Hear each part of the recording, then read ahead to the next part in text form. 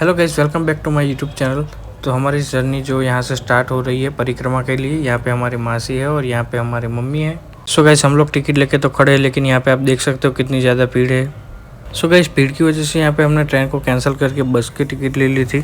So guys, ये पूरा vlog Gujarati में होगा। तो केम छो બધા મજામાં? તો અમે અહીંયા જુનાગઢ પહોંચી ગયા છીએ, હું પપ્પા અને મારા મમ્મી। તો મિત્રો, આ મારો ફર્સ્ટ એક્સપિરિયન્સ છે પરિક્રમાનો, તો ચાલો જોઈએ। તો મિત્રો, અત્યારે તો ખાસી બધી અત્યારે ભીડ છે। તો ફર્સ્ટ ટાઈમ છે, તો અત્યારે હું પણ એક બાજુ એક્સાઇટમેન્ટ થાય છે અને એક બાજુ એમ થાય છે કે મારાથી થશે કે નહીં। અને તમે પણ પરિક્રમા કરવા આવતા હોય તો તમે ફરજિયાત પહેલાંથી 15 દિવસ પહેલાં જ બુકિંગ કરાવી દેજો। મારા જેમ ભૂલ ના કરતા, કારણ કે મેં લેટ કર્યું તો એનાથી મારે તકલીફ પણ પડી અને ભીડના હિસાબે હેરાન પણ થવું પડ્યું। અને લાસ્ટ ટાઈમમાં મને ટિકિટ મળી ગઈ, એ જ મહત્ત્વનું છે। તો ચલો જઈએ આગળ। તો મિત્રો, પરિક્રમાની શરૂઆત અહીંયા જ થઈ રહી છે। તો સામે જ તમે જોઈ શકો છો, પાછળ ગેટ છે। તો મિત્રો, અહીંયાથી શરૂઆત થઈ ગઈ છે પરિક્રમા કરવાની અને તમે જોઈ શકો છો કે અત્યારે એટલું બધું કંઈ ભીડ જેવું છે નહીં, સાવ અત્યારે તો હાવ ખાલી જ છે। જેમ જેમ આગળ જઈએ તેમ તાપ વધતો જાય છે, તો થોડી તકલીફ પણ પડે છે। અને મિત્રો, મેં જેમ વિચાર્યું હતું એ પ્રમાણે તો અહીંયા 1% પણ ભીડ છે જ નહીં। અત્યારે બપોરનો સમય છે એટલા તો મિત્રો, મમ્મી અને પપ્પા આગળ ગયા અને હું પાછળ ધીમે ધીમે જઉં છું, કારણ કે તાપ પણ એટલો લાગે છે અને મારી જોડે મોટું બેગ પણ છે। મારા મમ્મીની આ ત્રીજી પરિક્રમા છે, તો એ તો થાકતા જ નથી, એ તો ચાલે જ જાય છે। હું અને પપ્પા ધીમે ધીમે પાછળ જઈએ છીએ। તો અત્યારે કલાક પછી થોડી આટલી ભીડ જોવા મળી છે। અત્યાર સુધી તો સાવ ખાલી જ હતું અને અત્યારે પણ તમે જોઈ શકો છો, અત્યારે પણ સાવ ખાલી જ છે, એટલી બધી ભીડ જરાય છે જ નહીં। અને તમે આવો છો તો જોડે જોડે પાણીની બોટલ ને બધું પણ લઈને આવો, પણ એ જે કચરો હોય તે તમારી બેગમાં જ નાખો। અને અહીંયા બોર્ડ પણ મારેલા કે વન્ય પ્રાણીઓના વસવાટના લીધે સાવચેત રાખો। તો મિત્રો, થોડા આગળ આવતા અહીંયા એક મકર દેખાય છે, જે તમે જોઈ શકો। કેમેરો ચાલુ કરતા જ મકર ગયો, તો પછી અમે આગળ વધીએ છીએ હવે ધીરે ધીરે।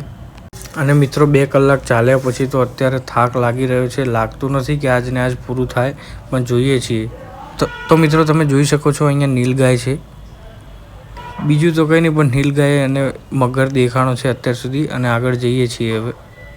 તો આ જે બ્લોગ છે હું મારા ફોનમાં શૂટ કરી રહ્યો છું, તો ચાર્જિંગ માટે પાવર બેંક પણ નથી લાવ્યો, તો વધારે શૂટ પણ નહીં થાય। મિત્રો, આ જે જગ્યા છે એને ઝીણા બાવાની મઢી કહેવાય છે। તો અમે અહીંયા અત્યારે દર્શન કરવા માટે ઊભા છીએ, હું, મમ્મી અને પપ્પા। તો દર્શન કરીને પછી આગળ વધીએ, કારણ કે હવે છે જેમ જેમ સમય જતાં અંધારું વધી રહ્યું છે। તો મિત્રો, અમે આગળ નીકળી ગયા છીએ અને જેમ જેમ આગળ વધતા જઈએ તેમ તેમ થોડું તકલીફ પડતી જાય છે અને પાણીની પણ વધારે જરૂર પડે છે।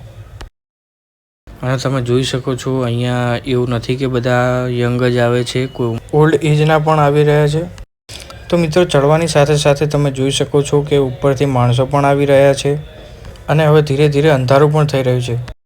તો મિત્રો, હવે અત્યારે અમે અહીંયા થાકીને હું, મમ્મી અને પપ્પા બેઠા છીએ અને ઢાળ ચડવાના લીધે સફોકેશન પણ થાય છે। ત્યાંથી આગળ નીકળીને મહાકાળી માના મંદિરે પહોંચ્યા છીએ અને અહીંયા થોડી વાર અમે રેસ્ટ કરીશું, 3-4 કલાક જેવું, અને પછી આગળ વધીશું।